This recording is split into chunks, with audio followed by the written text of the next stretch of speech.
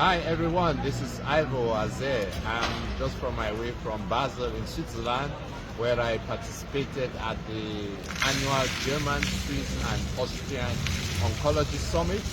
There I was particularly interested in artificial intelligence in healthcare and particularly how it is disrupting cancer care.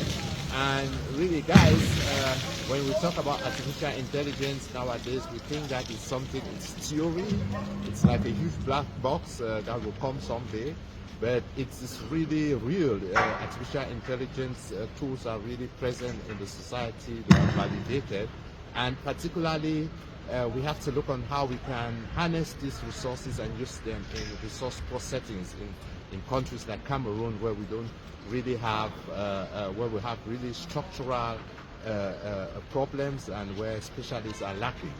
In artificial intelligence tools that are already available today, they are very advanced in the areas of pathology and diagnosis in radiology. So these are all areas where we use already digital images which can easily be uploaded into a cloud, into an artificial intelligence tool, and they analyze it and give us results. For example, in pathology, really nowadays you need a blood sample, a stain or a tissue stain. These stains are in an automated process into a machine. They do the staining, they take fine images and upload them into an artificial intelligence tools, and these tools can do a precise diagnosis of leukemia, of cancers in very short time and in low cost manner. And particularly when we go now intensively in looking into immunohistochemistry or molecular pathology, biomarkers that we use nowadays, which are really very expensive, which are not available in countries in Cameroon, we have to send these samples abroad. Artificial intelligence tools can use cytomorphology, just the changes in the cells, to diagnose certain biomarkers, certain mutations in the cells that we use to define the therapy, to choose the patient. For example, the microsatellite instability in colorectal cancer, which you need molecular pathology to diagnose that. Artificial intelligence tools can already predict that just from the cytomorphology. Guys, it is really impressive how cheap you can get this, So it is something that we have to look into. In the areas of radiology, the artificial intelligence tools are already advanced. They can do diagnosis of cancer, they can do prediction of response, and that is what we do in radiology. When we diagnose a cancer, you do a treatment and then you do the controls. The artificial intelligence tools can do an early prediction if the cancer is responding well to therapy.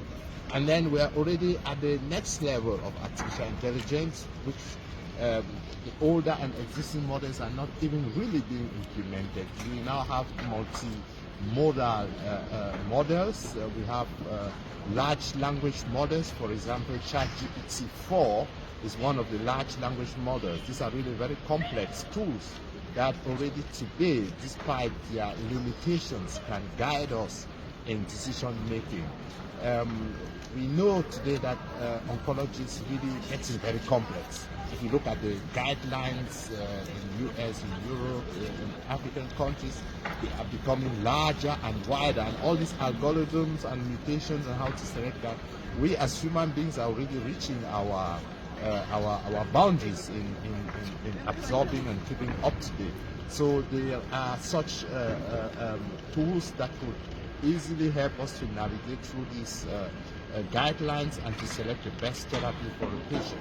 So guys, this is really available, and these tools are validated in certain countries, and it's not fantasy, it is there, and we have to use it. We don't have resources, we don't have specialists everywhere, we have geographical boundaries, we have infrastructural challenges, and we have to try to harness this information which is available, this technology which is available in our country. So we, the clinicians, I think it is for us to try to take a step to invest into this and to use them, because everybody is saying there are ethical issues. These are really important challenges. We have regulatory issues. These are also important challenges, but nothing is really being done. So I think it's when we start trying to implement it and to use it, maybe then the regulatory bodies will now come to see on how to solve the problem, because we are really suffering from the translation of technology into the clinic, and we need this technology. And if we use like resources or tools that are validated in certain countries that we know that they have a good policy, that is already a start. So it's my message to you, everyone, to say that we have to look into artificial intelligence. We have to change the way we practice medicine, the way we train medical students, so that they are well educated on how to implement these tools today. So I'm calling on all colleagues that, guys, we have a new tool that could ease our work, that could reduce the workload we have, and above all, reduce the resources that we have, and deliver a better quality of healthcare to cancer patients. Thank you very much.